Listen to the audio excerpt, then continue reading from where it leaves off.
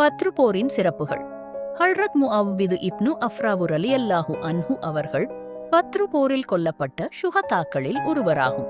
இவர்களின் மகள் ஹல்ரத் ருபையி உபிந்த் முஅவ்விது ரலியல்லாஹு அன்ஹு அவர்கள் கூறுகிறார்கள், ஒரு நாள் லுஹருக்கு முன்பு கைலூலா தூங்குவதற்காக தலையணையில் தலையை வைத்து படுத்திருந்தேன்.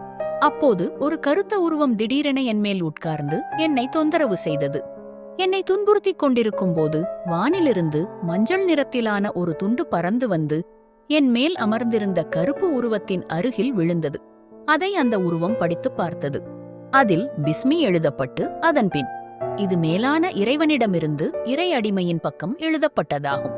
சாலிஹான பத்ரு சஹாபியின் நல்லடியாரின் மகளான என் அடிமை பெண்ணை தீங்கு செய்ய உனக்கு எந்த உரிமையும் இல்லை என எச்சரிக்கை செய்யப்பட்டிருந்தது. இதை படித்து பார்த்ததும் கோபத்தில் என் முட்டில் ஓங்கி அடித்துவிட்டு ஓடிவிட்டது. அதன் வேதனையை நான் மரணிக்கும் வரை அனுபவித்து வந்தேன் எனக் கூறுகிறார்கள்.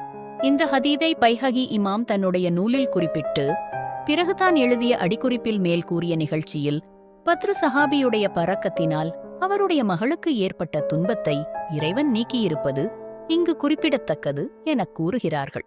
ஆதாரம் நூல் பைஹகி ஷரீப் ஹதீஸ் 115 பாகம் 7.